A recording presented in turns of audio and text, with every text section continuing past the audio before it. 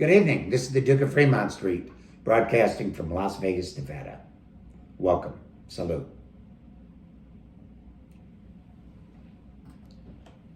Tonight's short video is about one of my favorite topics, wealth. The acquisition of wealth and the preservation of wealth. In order to lead the good life, in my opinion, and everything I say tonight is going to be my opinion, it's going to be how I see things, and you can draw your own conclusions. I believe that wealth gives you options, gives you independence, and gives you freedom, things that I find very near and dear to my heart. In this pursuit of wealth, you could perhaps invest in real estate, you could be an entrepreneur, you could play the stock market, you could jump into the new kid on the block, the Bitcoin craze. I'm an old school conservative guy, and I'm sticking with what I know, which is the precious metals. I've been collecting, investing, interested, passionate about the metals since the mid-1950s, so it's a long time. That doesn't mean I know more than the next guy, but I feel if you spend 5 or 6 decades doing something, you'll have a fairly good idea about some of the pros and cons. When I suggest that you perhaps consider investing in the precious metals, it's to preserve the wealth that you've acquired through your life. Currently, as you know, the United States government is printing money like it's going out of style. This obviously is going to create an inflation, and the dollar is going to be worth less and less every day. The stock market is at an all-time high, so this could only do one thing. It's eventually going to have to go down. Bonds, same thing. Bitcoin that's a wild ride. If you have a sense of gamble in you, play the Bitcoin game. I personally don't, because first of all, it's over my pay grade, and secondly, I'm too old to learn new tricks.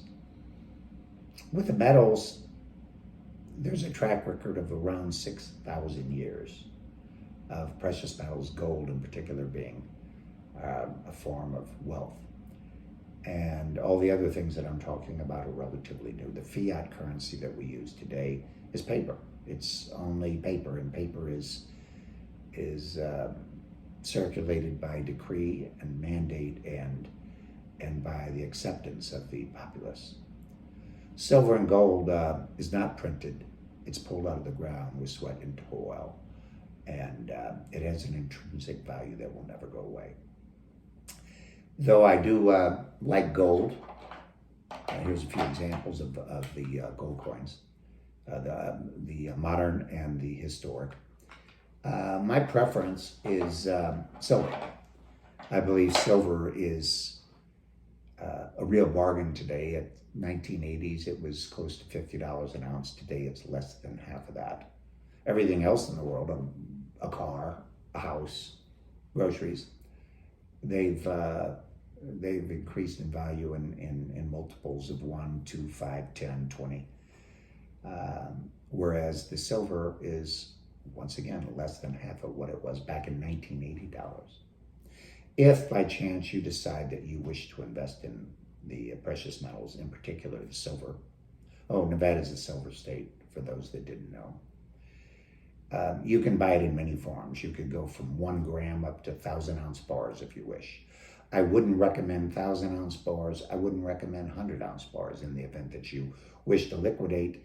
Those are pretty hefty items, and they would be somewhat expensive for the normal person to buy.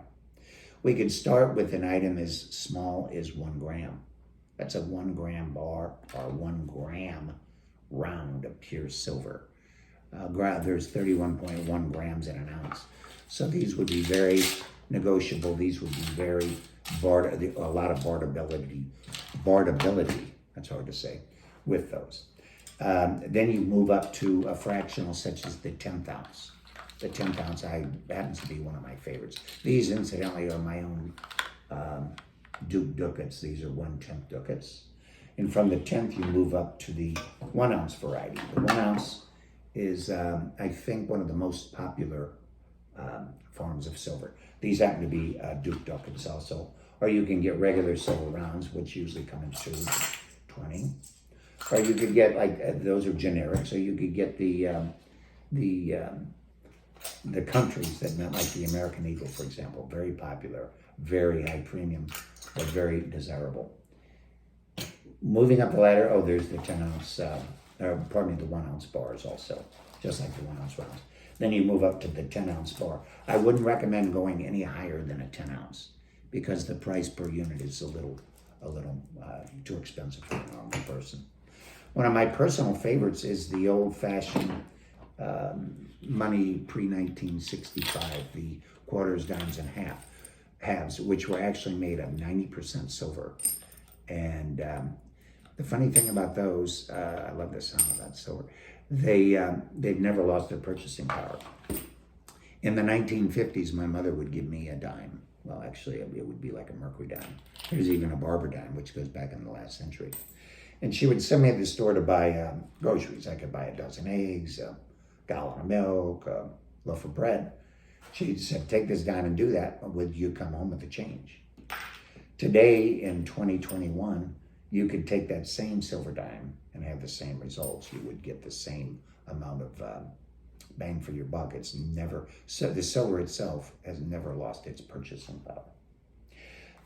One of the weapons that you should use in your arsenal of acquiring wealth and precious metals is knowledge. The more knowledgeable you are, the easier you are for dealers and purveyors to deal with you, because you'll already know, and everything they say is going to make sense. You judge what's in your best interest, and you do what's in your best interest. But in order to gain the knowledge, which there's a myriad of reading material out there, especially during this plague, I've stayed home a lot and I've been watching YouTube.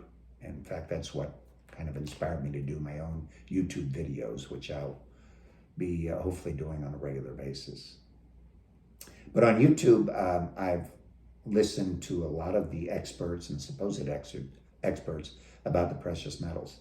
And there's a few in particular that I would recommend. One of my top people on YouTube right now is a lady named Lynette Zhang. Lynette Zhang with a Z. She's brilliant. She makes a lot of good points. And I believe that she's got a lot on the ball. One of her phrases that I wish to use right now is that if you don't hold it, you don't own it. So with the precious metals, if I don't physically have possession of it, I'm not talking about futures, contracts, options, I'm talking about physically possessing the metal, you don't own it. Another gentleman, Robert Kiyosaki, he's a genius of a man, a very successful businessman. I would listen to what Robert has to say. He's got a lot to bring to the table. An Englishman named Alistair MacLeod is one of my favorites also. He's a very practical man and makes a lot of good points. Once again, one of my all-time favorites is a gentleman named Mike Maloney. Mike has written several books on the subject. Some you can download for free online. And he has a regular blog that comes on either daily or weekly or whatever. He brings a lot of fine information to the would-be collector or investor. And another gentleman is Doug Casey. Doug is a contrarian. Doug is a kind of a realist. He's a little darker than some of the other people, but I love his point of view, and I listen with intent when Doug speaks.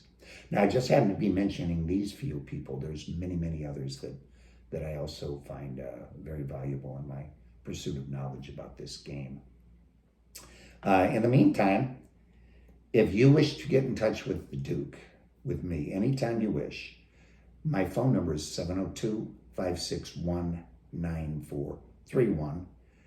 My website is ibuycoins.com or thedukeoffremontstreet.com. I have a huge social media presence, and I wish to invite you to join my YouTube channel, which is The Duke of Fremont on YouTube. And I wish you to join my channel and comment about my videos, you critically or any way you wish, because I believe you learn from the interaction with other people. Anyway, I've taken enough of your time this evening. I thank you for taking the time to listen to what I had to say. I wish you health and wealth and happiness, and stay safe. If you get in Vegas, feel free to look me up. In the meantime, God bless. Salute.